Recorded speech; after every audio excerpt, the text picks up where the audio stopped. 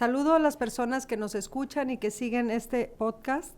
Como parte de las acciones para hacer más inclusivos los eventos que organiza el Instituto Electoral y de Participación Ciudadana del Estado de Jalisco, me presento. Mi nombre es Zoat Janine García González, soy consejera electoral e integro la Comisión de Igualdad de Género y No Discriminación.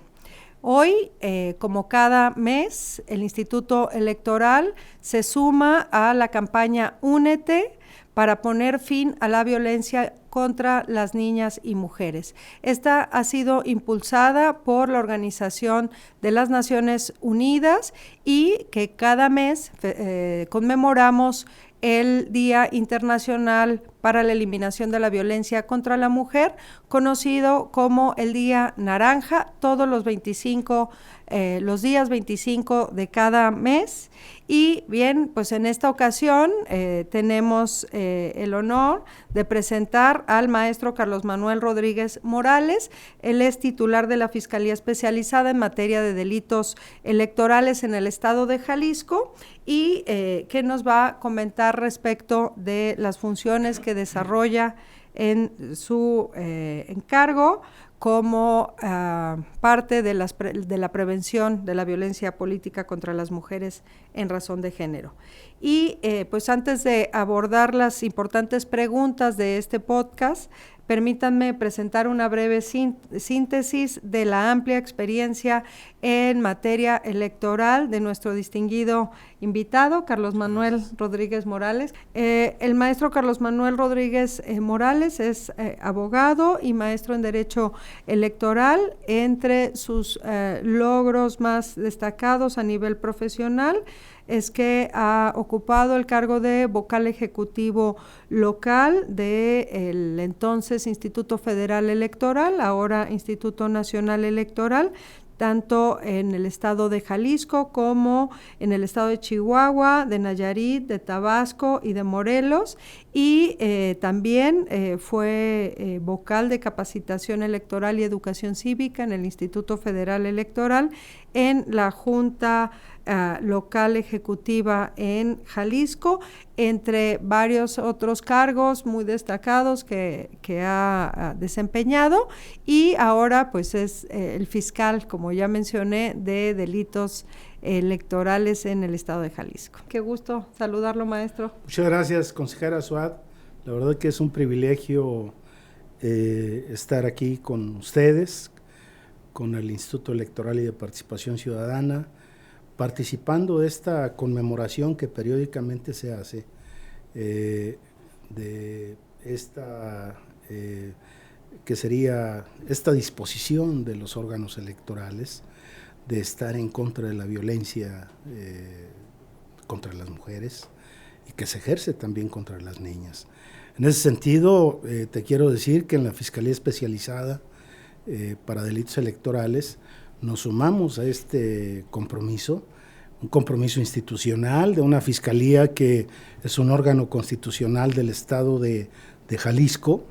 y que tiene como finalidad el de prevenir, el de perseguir, el de buscar que se sancionen aquellas conductas que puedan quedar tipificadas como delitos electorales y en el caso particular delitos que puedan ser constitutivos de hechos de violencia política en contra de las mujeres. Particularmente hay que subrayar que en estos tiempos tenemos que hacer conciencia con todas y todos quienes formamos parte de esta sociedad sobre la importancia del respeto a la mujer, sobre la importancia de acompañarlas en su lucha por la igualdad sustantiva, pero algo muy importante, asumir como sociedad que debemos cuidar a la mujer, porque la verdad es que estamos viviendo tiempos muy complejos, difíciles, en donde la violencia se hace presente y en donde ha sido necesario que se tipifique el feminicidio para castigar a quienes lastiman a las mujeres. Y en este sentido hay que señalar, antes de hablar de una violencia política, que la sociedad vive un flagelo, la verdad, que es el flagelo de la violencia. Creo que debemos abonar todos y todas por el establecimiento de una cultura de la paz, por el establecimiento de una cultura, por el respeto a los otros, a sus derechos, a su dignidad, a los otros y a las otras, para decirlo así claramente, porque la violencia persiste en nuestra sociedad, ese uso intencional de la fuerza física o de un poder real o como amenaza en contra de una persona, de algún grupo, y que se manifiesta como una probable afectación que produzca daños de carácter psicológico, patrimonial, físico, en fin, todas estas manifestaciones de la violencia de la que pueden ser objetos cualquiera de quienes formamos parte de esta sociedad, pero particularmente las mujeres. Entonces tenemos que estar en contra de la violencia, tenemos que estar en favor de una cultura de la paz y tenemos que estar en favor de que se apliquen el rigor de la ley cuando se manifiestan conductas que lesionan a la mujer. Y al referirme a la violencia política, te puedo decir, consejera Suad, que esta es una manifestación, yo diría, de una contracultura, que no debe existir la violencia política y que la verdad ha sido necesario que se tipifiquen algunas acciones como delitos electorales y que puedan ser perseguidos para el efecto de sancionar aquellas conductas producto de una, particularmente en el medio político, de una cultura machista, de una cultura patriarcal que ha impuesto obstáculos a la mujer para que pueda desarrollarse en plenitud, particularmente en el ámbito de la vida política. Y bueno, en ese sentido hay que abonar, hay que subrayar que las mujeres han venido dando una lucha digna con lideresas auténticas, una lucha que no es novedosa, una lucha que se ha subrayado fundamentalmente con acciones que vienen desde el siglo XVIII, en donde surgieron lideresas que han venido trabajando o trabajaron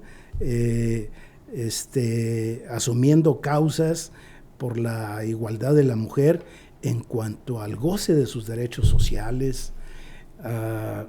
lideresas que plantearon su demanda de igualdad política. Este grito de igualdad política que viene desde la Revolución Francesa y que otras generaciones la continuaron, y cómo no olvidar también aquellas luchas por las reivindicaciones sociales de la mujer. Y en el caso de México, bueno, los avances para lograr la igualdad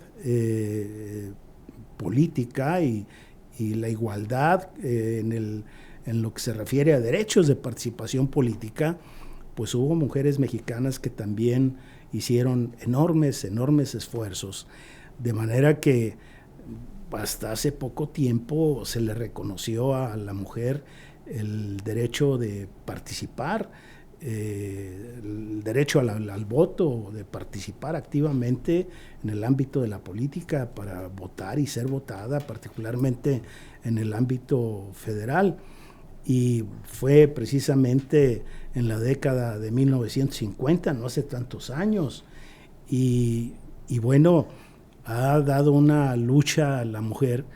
de manera tal que a punta de sentencias ha logrado que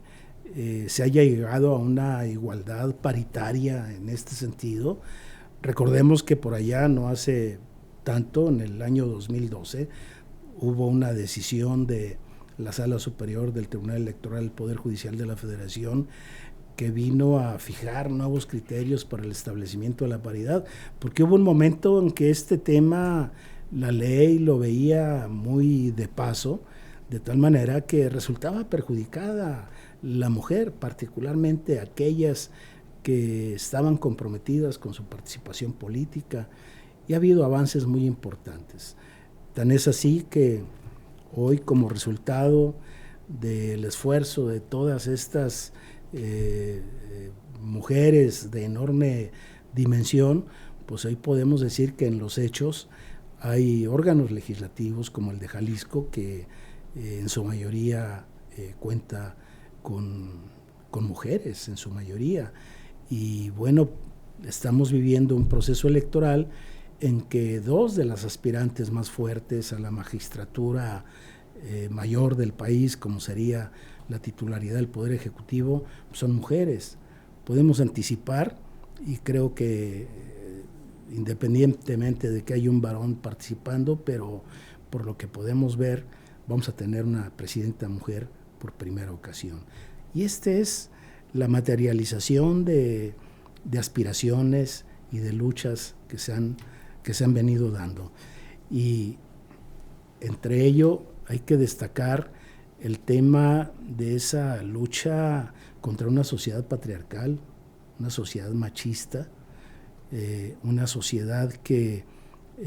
limitaba los derechos políticos de las mujeres, que las anulaba el ejercicio de sus derechos políticos, de tal manera que afortunadamente en el año 2020, después de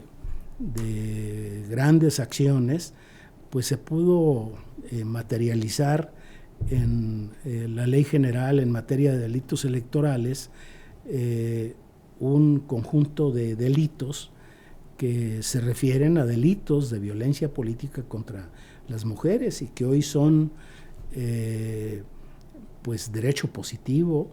están vigentes y forma parte de la responsabilidad de la Fiscalía Especializada para Delitos Electorales el actuar ante estos hechos y que luego puedan ser denunciados. Sí, sí, gusta, maestro. En unos momentos ya pasamos a las preguntas. Muchas gracias por esta introducción. Les comentaba que en este podcast vamos a abordar, ya tocó un poco el tema, la violencia política de género como un delito, y para eso pues, le voy a hacer cinco preguntas para pues entender a la violencia política desde el ámbito penal, y me parece muy oportuno la contextualización que hizo respecto de pues que la participación política de las mujeres no ha sido una cuestión espontánea, no ha sido una concesión graciosa de quienes ostentaban el poder para que pudieran de manera natural y libre poder participar de la vida pública quienes tuvieran esa aspiración, ese interés. Y sabemos, como lo ha mencionado, que a raíz de exigencias de pues un movimiento amplio de mujeres desde inicios del siglo pasado, que primeramente exigieron el derecho a votar y pues también a ser votadas, claro, que fue hasta 1953 en que pudimos como mujeres tener reconocido ese derecho a votar. Sin embargo, a partir de esa fecha, pues la participación, es decir, de las mujeres en la vida pública no ha sido fácil, y pues sabemos pues de simulaciones y de exigencias de modificar la ley para efecto de establecer candados para evitar esas simulaciones y que la participación de las mujeres en las elecciones sea de manera libre. Y pues eso llevó a toda una serie de modificaciones legales que primeramente fueron cuotas y después llegamos, sabemos, a la reforma de 2014 en que se estableció la paridad en las candidaturas y que posteriormente a eso, en 2019, se reformó la Constitución y las leyes en materia penal, en materia electoral, para que al menos el 50% de todas las candidaturas a un cargo de elección popular fueran destinadas para mujeres. Y entonces esto ha fomentado una mayor participación de las mujeres, pero como un fenómeno negativo de esta mayor participación tenemos a la violencia política contra las mujeres en razón de género, que fue hasta 2020 en que se reformó 6 legislaciones generales, una orgánica para pues contextualizar la violencia política contra las mujeres en razón de género, incluirla en estas normas, particularmente en la Ley General de Acceso de las Mujeres a una Vida Libre de Violencia, como una infracción electoral. Sin embargo, también fue tipificada como delito y en ese sentido se modificó la Ley General de Delitos Electorales. Y en ese contexto es que, pues ya usted decía, cómo la Fiscalía tiene competencia en este ámbito de la violencia política contra las mujeres. Entonces ahí le preguntaría a lo que iba, ¿qué es la violencia política contra las mujeres como un delito? Y si quiere combinarla con la siguiente pregunta es, ¿con qué conducta se puede constituir esta violencia política como delito? Creo que es importante describir lo que sería la violencia política contra las mujeres por razones de género, por su condición de ser mujeres. Y podemos considerarla, a la violencia política, pues como toda acción, omisión o inclusive la tolerancia de esta violencia que se basa en elementos de género, como lo decíamos, y que puede ser ejercida dentro de una esfera pública o también puede ser ejercida dentro de una esfera privada. De tal manera que aquí esta definición nos da un horizonte mucho más amplio, de que no solamente en lo público se puede manifestar este tipo de violencia. Y una violencia que tiene por objeto o como resultado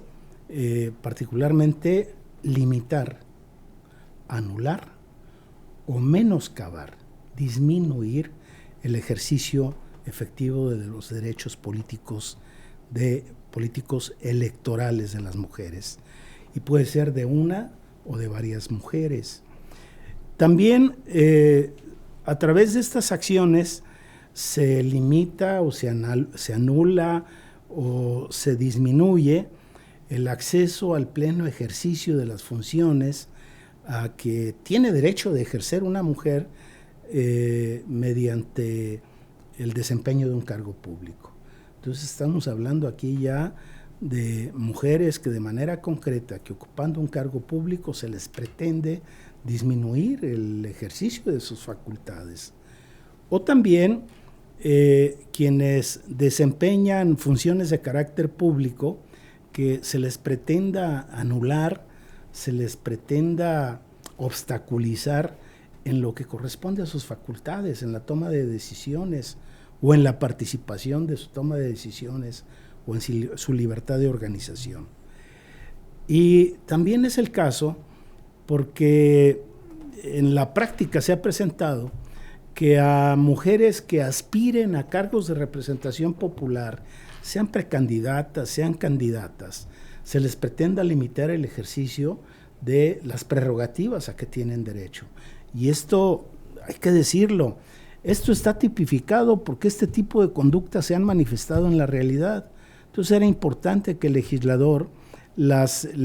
describiera como acciones que van contra el orden jurídico, como acciones que deben ser sancionadas. Por eso es que la ley señala de manera concreta cuáles son esas conductas en general y nos hace una descripción de cuáles son las hipótesis que puedan presentarse. Por ejemplo, ejercer violencia contra una mujer y que afecte el ejercicio de sus derechos públicos, políticos y electorales, o el desempeño de un cargo público, como lo decíamos.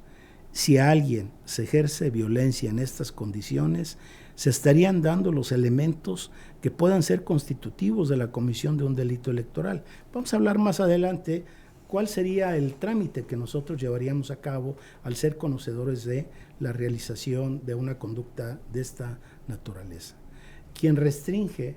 o anule el derecho al voto libre y secreto de una mujer, por supuesto que también se estaría constituyendo en un sujeto activo en la comisión de un delito, a través de la amenaza o a través de la intimidación de una manera directa o indirecta. También se puede buscar inducir indebidamente o obligar a alguna mujer a presentar su renuncia a una precandidatura o candidatura. Y esto lo vimos, que en la realidad se presentó, en el estado de Chiapas se presentaron casos tremendos en el centro del país, las famosas Juanitas, en fin, circunstancias que vienen a afectar, claro, el derecho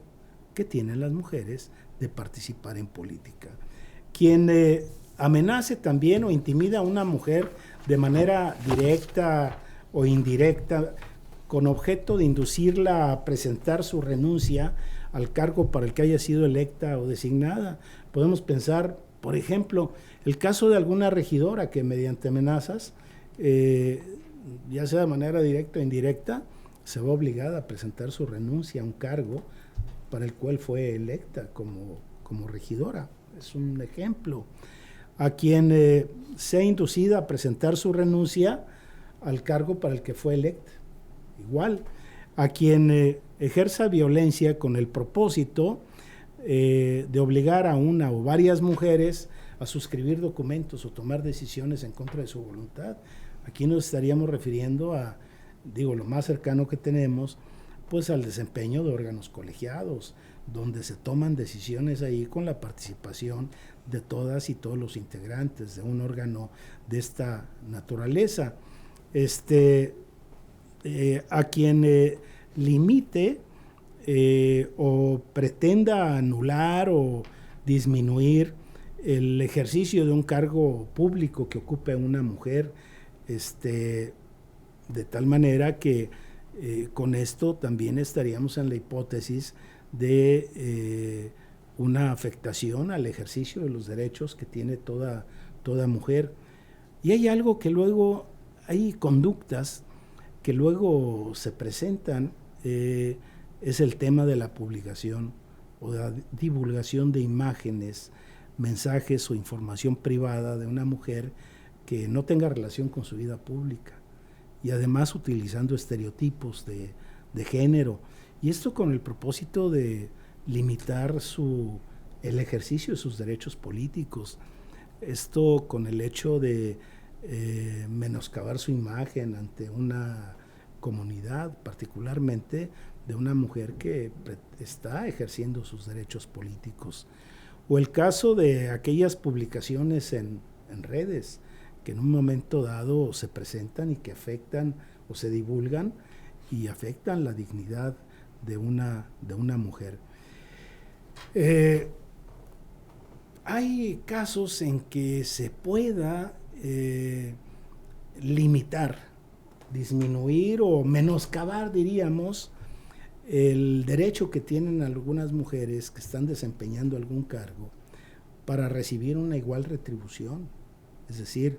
igual retribución al recibido por otra mujer en un mismo cargo u otro hombre en un mismo cargo, y son circunstancias que pueden presentarse, y esto se realiza precisamente por la condición de mujer que tiene aquella persona posiblemente afectada. O el caso de quien impida que una mujer asista a sesiones a las que tiene derecho de acudir porque ha sido nombrada como integrante de un órgano colegiado. Podríamos pensar en un consejo electoral, podríamos pensar en un órgano colegiado como serían los cabildos, por supuesto que sí, de tal manera que con estas amenazas o impedimentos, obstáculos, pues se le afecte a que participe en decisiones que conforme a derecho ese órgano puede tomar. Son, como podemos ver,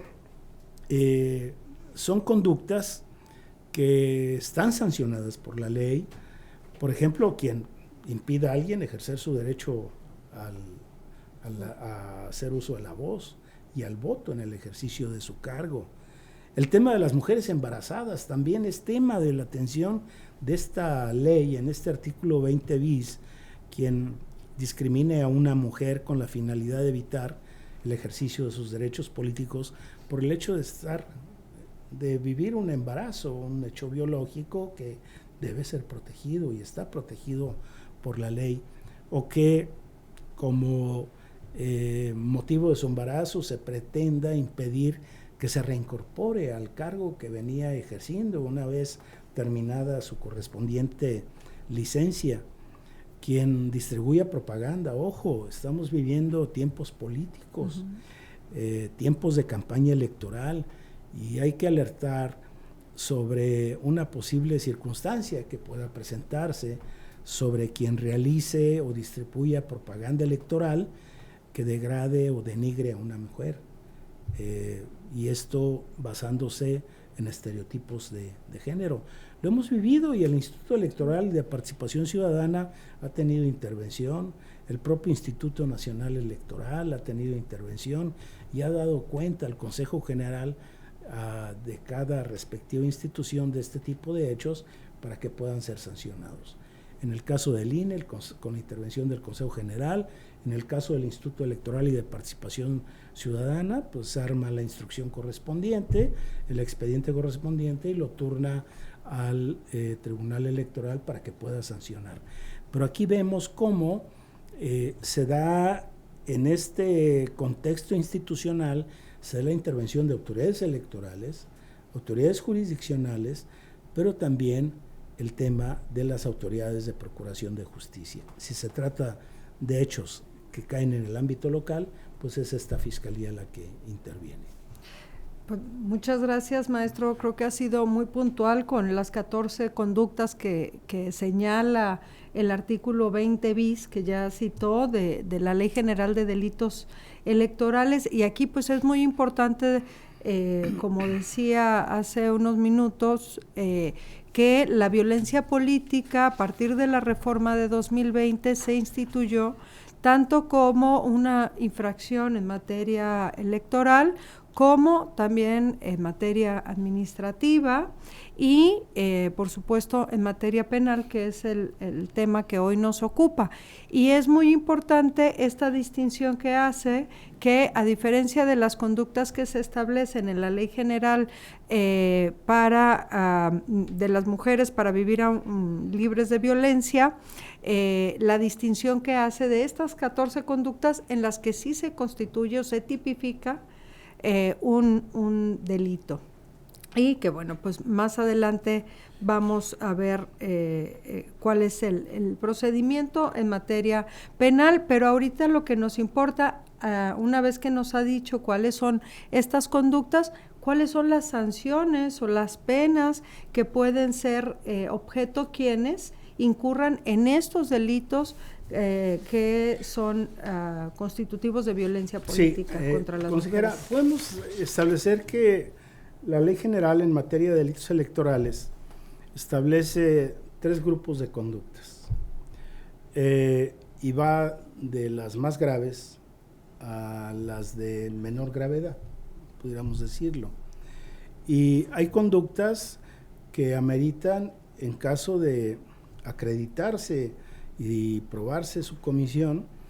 pueden aplicarse penas de 4 a 6 años de prisión y multas económicas de 200 a 300 días de multa. Por ejemplo, la violencia que afecta el ejercicio de los derechos políticos de las mujeres están en este grupo. Quien restrinja o anule el derecho al voto libre y secreto de una mujer. Quien induzca a que una mujer presente su renuncia a una candidatura, precandidatura. A quien induzca a que renuncie a un cargo para el que ya la mujer fue electa. Quien impida la protesta, que una mujer rinda protesta en el ejercicio de algún cargo, y que esto le impida el desempeño de funciones a que tiene derecho por ministerio de ley.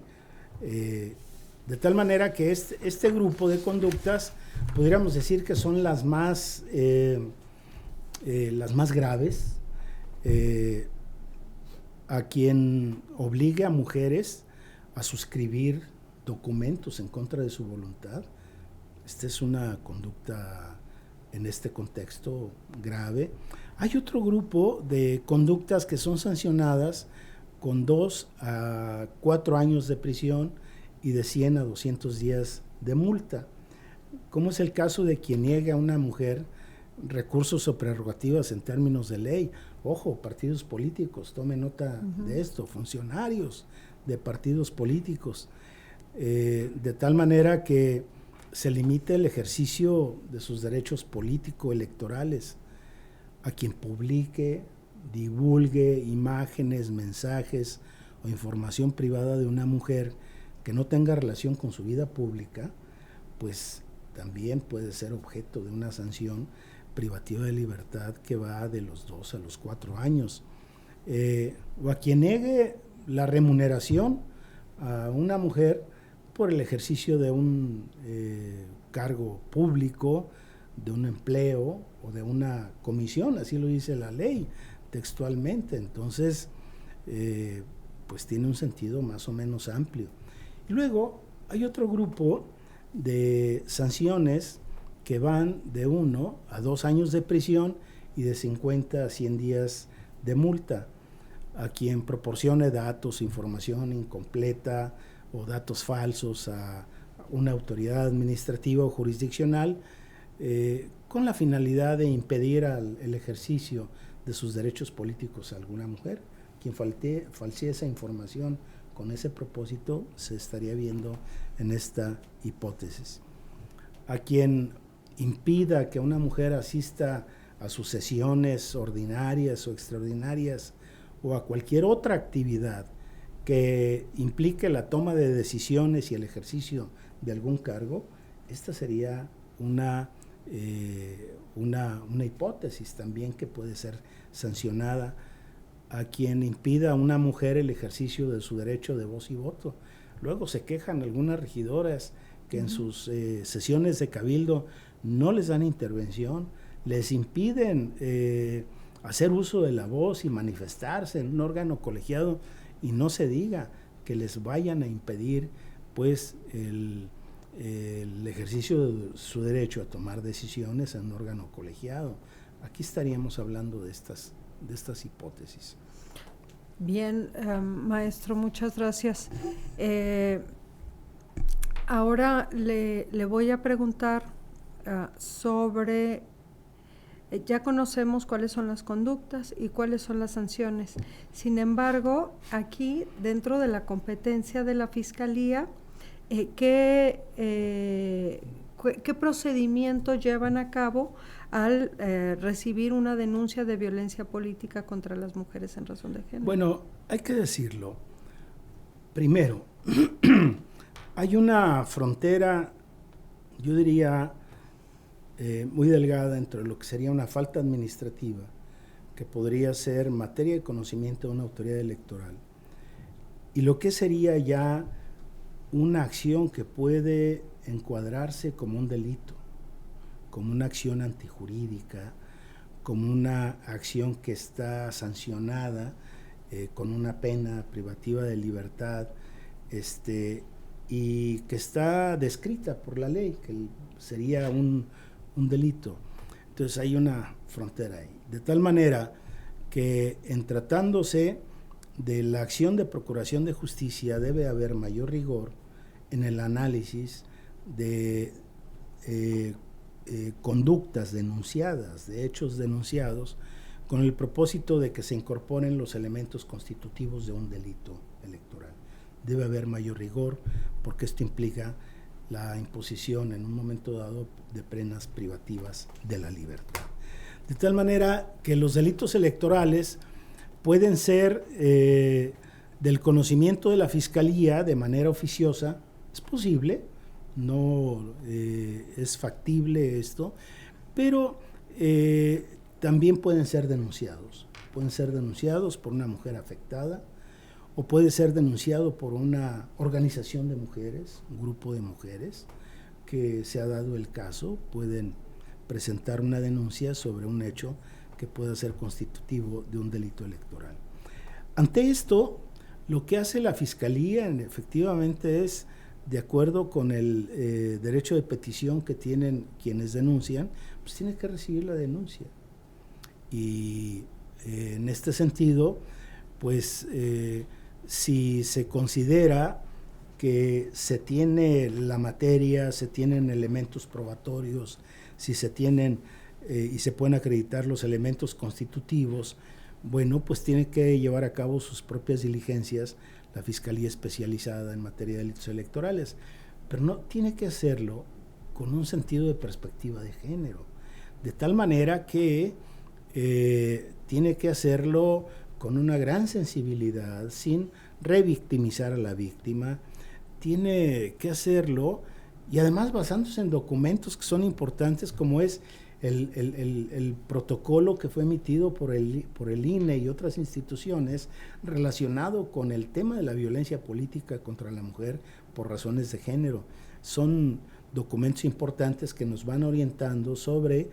la forma y sensibilidad con que se deben realizar las diligencias y, claro, presentar las denuncias. Y tenemos la obligación de un acompañamiento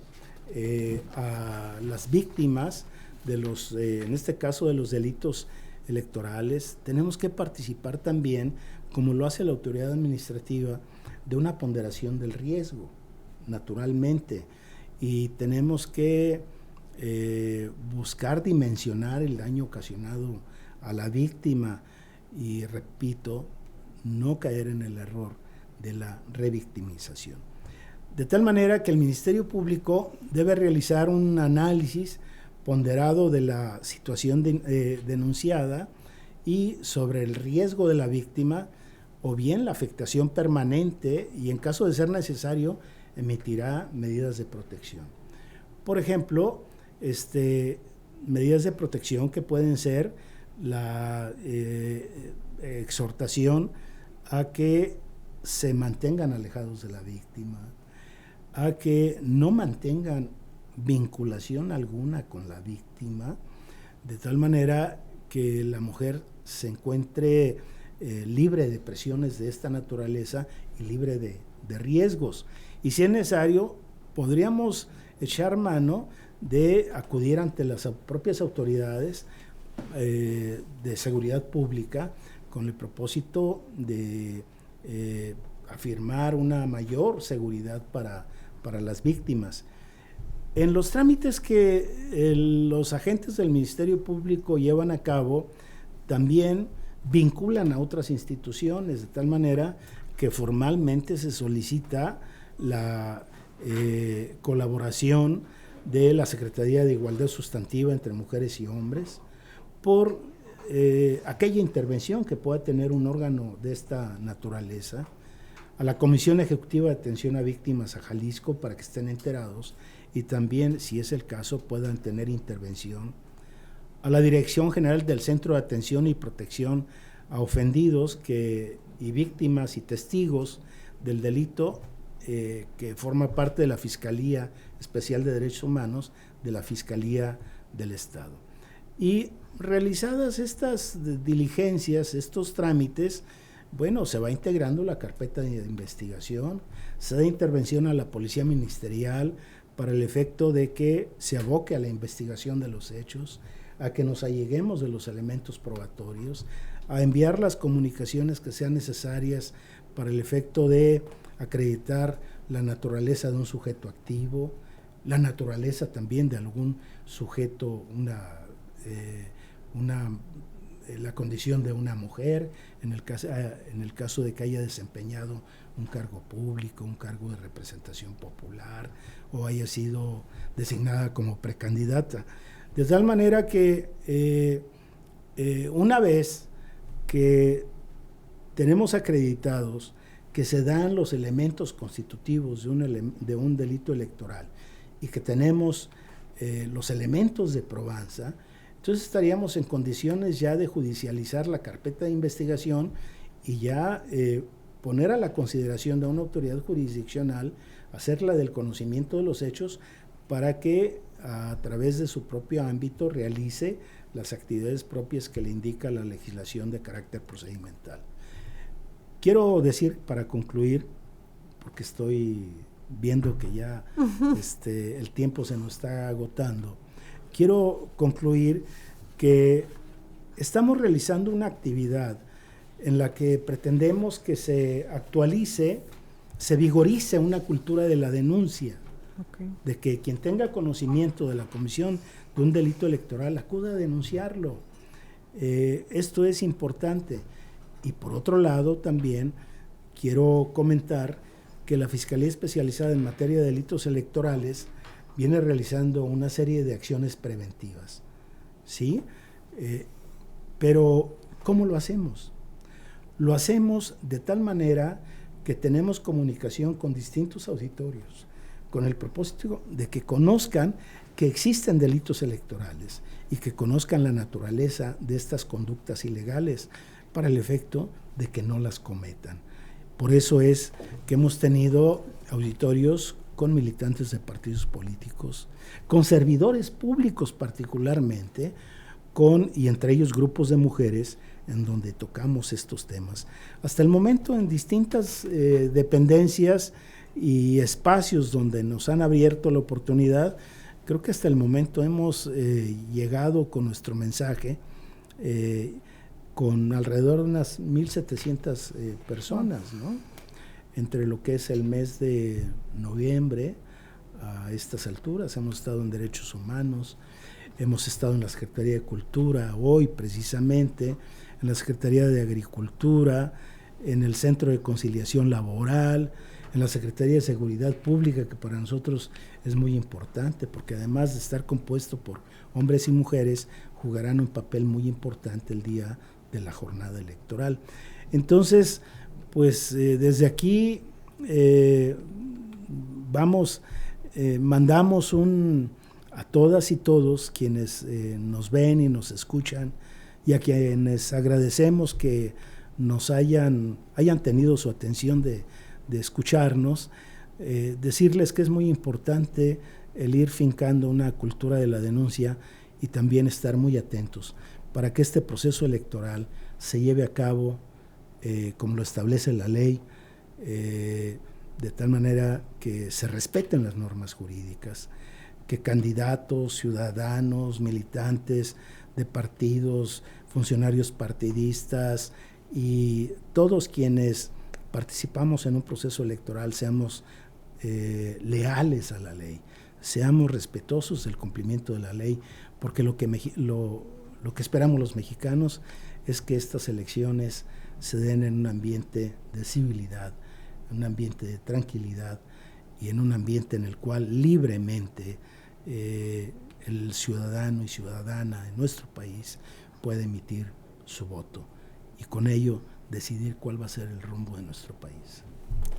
Muchas gracias, maestro, por compartir con nosotros pues todo lo relativo a la violencia política contra las mujeres como un delito. Felicitar a la Fiscalía por estas acciones de prevención, porque ambas,